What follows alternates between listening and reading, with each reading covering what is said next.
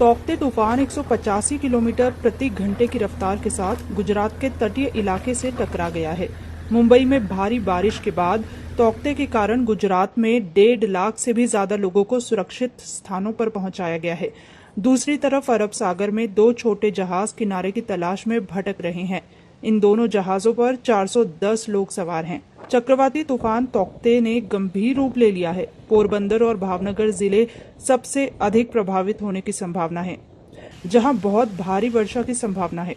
मौसम विभाग ने अपनी चेतावनी में कहा है कि तूफान तट पर पहुंच गया है और अगले 2 घंटे तक ये जारी रहेगा।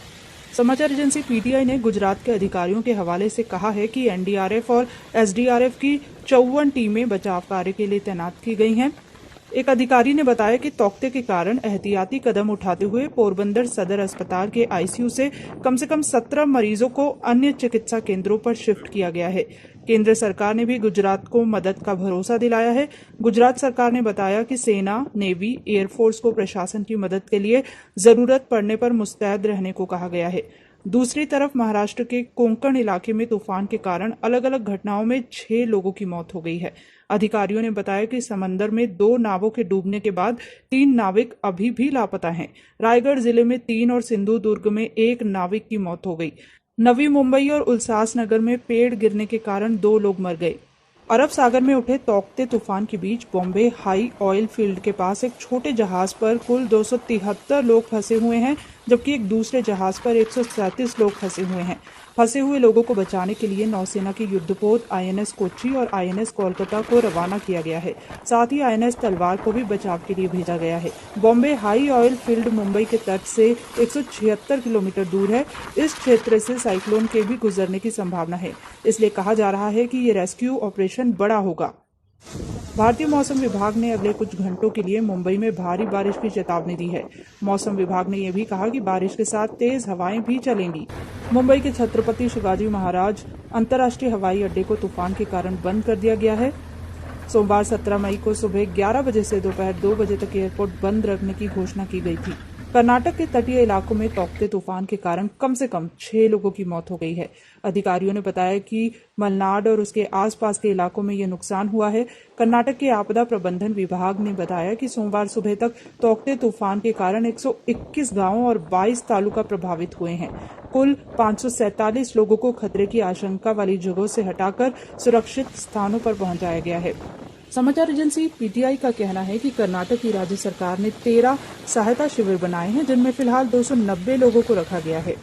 नुकसान के शुरुआती आकलन में ये कहा गया है कि 333 घर, 644 खंभे, 147 ट्रांसफार्मर, 3000 मीटर से लंबे बिजली के तार, 57 किलोमीटर सड़क और 104 नौकाएं क्षतिग्रस्त हुई हैं।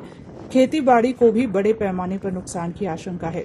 मौसम विभाग ने अनुमान लगाया है कि दक्षिण कन्नड़, उत्तर कन्नड़, बेलगावी, हावेरी, धारवाड़, चामराजनगर, मैसूर, कोडागु, चिकमंगलूर और शिमोगा जिले में 30-40 किलोमीटर प्रति घंटे की रफ्तार से तेज हवाएं और बिजली कड़कने के साथ हल्की बारिश हो सकती है।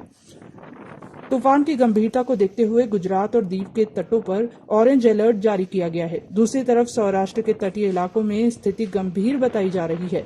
भारतीय मौसम विभाग के अनुसार लक्षद्वीप वर्तमान में तौक्ते तूफान का केंद्र है, जो शनिवार सुबह से अधिक तीव्रता के साथ गुजरात की ओर बढ़ रहा था। संभावित तूफान के लिए दक्षिण गुजरात और दीव के तटों पर नजर रखी जा रही है। समाचार एजेंसी पीटीआई के मुताबिक प्रधानमंत्री नरेंद्र मोदी ने तूफान की तैयारियों की समीक्षा के लिए शीर्ष अधिकारियों और एनडीएमए की बैठक बुलाई है।